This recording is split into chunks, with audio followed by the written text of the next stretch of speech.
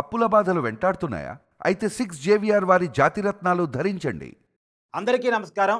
నేను మీ Katta Karthik. Senior journalist Kommineni శ్రీనివాసరావుకి సుప్రీంకోర్టు బెయిల్ మంజూరు చేయటం వల్ల ఆయన గుంటూరు జైలు నుంచి రిలీజ్ అయ్యారు. ఆ సుప్రీంకోర్టు కొమ్మినేని శ్రీనివాసరావు గారికి బెయిల్ ఇవ్వటం మీద మాజీ ముఖ్యమంత్రి, వైసీపీ అధినేత జగన్మోహన్ రెడ్డి గారు స్పందించారు. ఎందుకంటే ఆయన ఛానల్‌కి సంబంధించినటువంటి జర్నలిస్టు విడుదలవుతున్నారంటే ఆయనకి చాలా హ్యాపీ కదా! ఆయన స్పందించారు.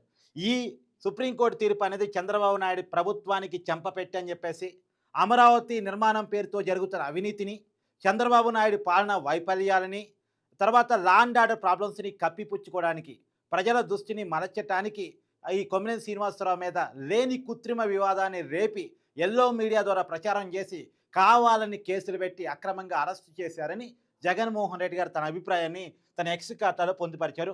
ఇదిగో ఆ ట్వీట్ కూడా మీరు చూడొచ్చు. అయితే సరే, సహజంగా జగన్మోహన్ రెడ్డి గారికి టైం వచ్చింది.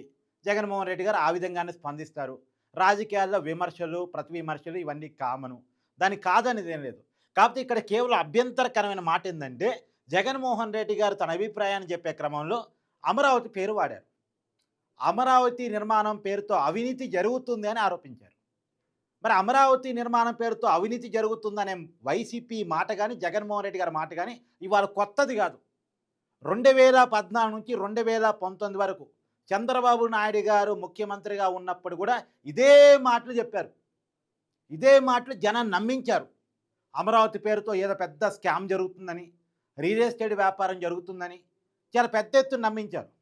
2019లో జగన్మోహన్ రెడ్డి గారు ముఖ్యమంత్రి అయ్యారు వైసీపీ అధికారం రావటం వల్ల 151 సీట్లతో బ్రహ్మాండంగా.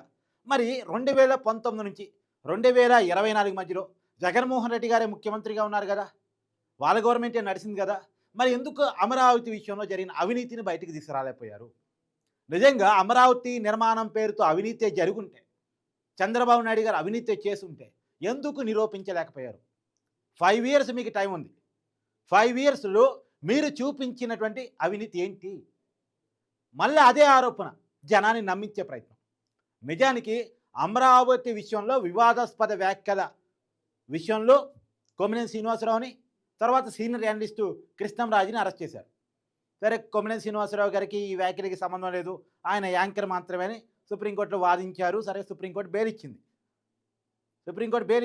ఆ సుప్రీంకోర్టు బెయిల్ ఇవ్వటం అనేది వైసీపీకి ఒక మంచి పరిణామం, వైసీపీకి ఆనందించే విషయమే. ఎందుకంటే జగన్మోహన్ రెడ్డి గారే సాక్ష్యాలను పెట్టుబడిదారుడు. కానీ ఇప్పుడు జగన్మోహన్ రెడ్డి గారు స్పందించే అన్ని విషయాలు ఓకే, కానీ మళ్ళీ అమరావతి పేరుతో వివాదం రేపే ప్రయత్నం, మళ్ళీ అమరావతి పేరుని పొందుపరుస్తూ ఎక్స్ ఖాతాలో పోస్ట్ చేయటం, అమరావతి విషయంలో మళ్ళీ అక్కసిని కక్కే ప్రయత్నం చేయటం. 2014 నుంచి 2019 వరకు ఏ విషయాన్ని అయితే జనాన్ని నమ్మించడానికి ట్రై చేశారో మళ్ళీ అదే విషయాన్ని జనాన్ని నమ్మించడానికి ట్రై చేయటం. ఎందుకు అసలు అమరావతి విషయంలో ఇంత కోపం ఎందుకు జగన్మోహన్ రెడ్డి గారికి? అసలు అమరావతి అనేది ఉండకూడదని అనుకుంటున్నారా? ఇప్పుడు నిజానికి వన్ బై వన్ చెప్తాను మీకు. 2024లో కూటమి ప్రభుత్వం వచ్చిన తర్వాత, ఈ ప్రజలు తీర్పు ప్రకారం జూన్ 12వ తారీఖు కూటమి ప్రభుత్వం బాధ్యతలు తీసుకున్న తర్వాత విజయవాడలో ఒకసారి వరదలు వచ్చినాయి. వరదలు వస్తే అమరావతి మునిగిపోయిందని ప్రచారం చేశారు. నిజానికి అమరావతి మునగలేదు, కానీ అమరావతి మునిగిపోయింది అని ప్రచారం చేశారు. తర్వాత అమరావతిలో భూకంపాలు వస్తాయని, అమరావతి అనేది మంచి ప్రాంతం కాదని ఇలా రకరకాల ప్రచారాలు చేశారు. ఈ ప్రపంచ బ్యాంకు అప్పు ఇవ్వాలనుకున్నప్పుడు ప్రపంచ బ్యాంకుకి మెయిల్స్ పెట్టారు, అమరావతికి నిధులు వద్దు, అప్పు ఇవ్వద్దు అని. ఎందుకు? అమరావతి అనేది వైబుల్ ప్రాజెక్ట్ కాదట, అమరావతికి డబ్బులు ఇస్తే వృధా అట, అమరావతి భూకంపాలు వచ్చే ప్రదేశం అంట. మరి ఎన్నిసార్లు భూకంపాలు వచ్చాయి అమరావతిలో? అసలు అమరావతిలో ఎన్నిసార్లు వరదలు వచ్చినాయి అసలు? ఈ లెక్క వీళ్ళు చెప్పరు, కానీ ప్రచారం మాత్రం చేస్తారు. ప్రపంచ బ్యాంకు మెయిల్స్ పెట్టారు, కానీ ప్రపంచ బ్యాంక్ వచ్చింది, సర్వే చేసుకుంది, రివ్యూ చేసుకుంది, లేదు ఇది ఫేక్ మెయిల్స్ అని చెప్పేసి అమరావతికి నిధులు ఇచ్చింది. సరే, ఇది రెండోది. తర్వాత మొన్న ప్రధానమంత్రి నరేంద్ర మోడీ గారు వచ్చినప్పుడు అమరావతి పునర్నిర్మాణ పనులకి ఓపెనింగ్కి వచ్చినప్పుడు ఆ రోజు 2 అగ్ని ప్రమాదాలు జరిగినాయి. ఆ 2 అగ్ని ప్రమాదాల మీద కూడా అనేక అనుమానాలు. నిజానికి అగ్ని ప్రమాదాలు ఈవినింగ్ జరిగినాయి కాబట్టి సరిపోయింది, కానీ మోడీ గారి పర్యటన కంటే ముందు జరుగుంటే, ఎందుకంటే ప్రధానమంత్రి గారు ఎక్కడైతే హెలికాప్టర్ దిగారో, హెలిప్యాడ్ పెట్టిందో ప్రభుత్వం, ఆ హెలిప్యాడ్కి దగ్గరలోనే అగ్ని ప్రమాదాలు జరిగాయి. అదే ఉదయం పూట కనుక జరుగుంటే సెక్యూరిటీ రీజన్ రీత్యా ప్రధానమంత్రి గారి పర్యటన వాయిదా పడి ఉండేది. ప్రధానమంత్రి పర్యటన కనుక వాయిదా పడి ఉండుంటే అమరావతికి చాలా నష్టం జరుగుండేది.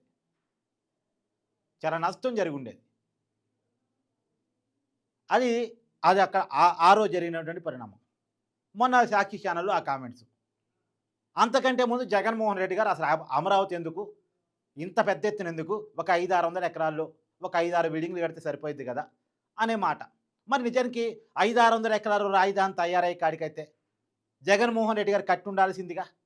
ఒక 500, 600 ఎకరాలని నాగార్జున యూనివర్సిటీ దగ్గర విజయవాడకి, గుంటూరుకి మధ్యలో ఆయన చెప్పినట్టే సెలెక్ట్ చేసుకొని బిల్డింగ్‌లు కట్టుంటే అమరావతి రెడీ అయిపోయి ఉండేదిగా. మరి ఎందుకని జగన్మోహన్ రెడ్డి గారు ఆ ప్రయత్నం చేయలేదు, ఆలోచన చేయలేదు? అంటే అమరావతి విషయంలో పదే పదే విషయం కక్కటం. అంటే ఆంధ్రప్రదేశ్‌కి రాజధాని ఉండటం జగన్మోహన్ రెడ్డి గారికి ఇష్టం లేదా? అమరావతిని వైసీపీ, జగన్మోహన్ రెడ్డి ఎందుకు వ్యతిరేకిస్తున్నారు? నేను క్లియర్ కట్‌గా చెప్పే ప్రయత్నం చేస్తా. పిన్ టు పిన్ చెప్పే ప్రయత్నం చేస్తా. ఏంటి అంటే అమరావతి అనేది తయారైపోతే, రాష్ట్రానికి రాజధాని అనేది తయారైపోతే అది చంద్రబాబు నాయుడుకి బ్రాండింగ్ అయింది. చంద్రబాబు నాయుడు ఆంధ్రప్రదేశ్ ప్రజల మనసుల్లో సుస్థిర స్థానంగా ఉండిపోతాడు. ఇక చరిత్ర ఉంటుంది. అమరావతి కనపడినంతకాలం ఇది చంద్రబాబు నాయుడు కట్టాడు అనేది ఉండిపోయింది. రేపు జగన్మోహన్ రెడ్డి గారు ఒకవేళ అధికారంలోకి వచ్చినా రాజధాని ఎవరు కట్టారంటే చంద్రబాబు నాయుడు కట్టాడు అని చెప్పుకుంటారు, జనం చెప్పుకుంటారు. రెండోది, అమరావతి నిర్మాణం గనక జరుగుతుంది అన్నది ప్రజల్లోకి వెళితే 2029లో కూడా మళ్ళా టీడీపీ వచ్చే అవకాశం ఉంటుంది. ఎందుకంటే అమరావతి నిర్మాణం ప్రధానంగా కృష్ణా, గుంటూరు, ఈస్టు, వెస్టు, నెల్లూరు, ప్రకాశం జిల్లాల మీద ప్రభావం చూపించే అంశం. ఈ జిల్లాలు అమరావతి చుట్టుపక్కల ఉండే జిల్లాలు కాబట్టి ఈ ప్రభావం ఆ జిల్లాల మీద ఉండి మనకు రాజధాని తయారైంది, బ్రహ్మాండమైన అభివృద్ధి కనపడుతుంది, పెట్టుబడులు వస్తున్నాయి, పరిశ్రమలు వస్తున్నాయి, ఉద్యోగాలు కల్పించబడుతున్నాయి, మన పిల్లలకి భవిష్యత్తు కావాలి, కాబట్టి మళ్ళీ చంద్రబాబు నాయుడు గారిని కంటిన్యూ చేసుకుందాం అనే ఒక అభిప్రాయానికి అక్కడ జనం వస్తే, ఆ జిల్లాల్లో ప్రధానమైన సీట్లన్నీ కూటమి చేతిలోకి వెళ్ళిపోతే ఇక వైసీపీ 2029లో కూడా అధికారం రావటం పక్కన పెడితే మినిమం సీట్లు కూడా గెలవడం కష్టం. అంటే మొన్న 2024లో ఏ తీర్పు అయితే వచ్చిందో మళ్ళీ అదే తీర్పుకి వెళ్ళేటువంటి పరిస్థితి ఉండే అవకాశం ఉంటుంది. కాబట్టి అమరావతి నిర్మాణం జరగకూడదు. జరిగితే చంద్రబాబు నాయుడికి అది బ్రాండింగ్ అవుతుంది. జరిగితే వైసీపీ పార్టీకి పొలిటికల్గా నాశనం అవుతుంది. కొన్ని జిల్లాల్లో వైసీపీ పార్టీ ఎగిరిపోయే ప్రమాదం ఉంటుంది. కాబట్టి 2029లో కూటమిని అధికారంలో తీసుకొచ్చే అంశంగా అమరావతి ఉంటే, అమరావతి నిర్మాణం జరిగితే అది జగన్మోహన్ రెడ్డి గారికి, వైసీపీ పార్టీకి చాలా పెద్ద దెబ్బ అవుతుంది. అందుకనే అమరావతిని అడ్డుకునే ప్రయత్నం చేస్తున్నారు.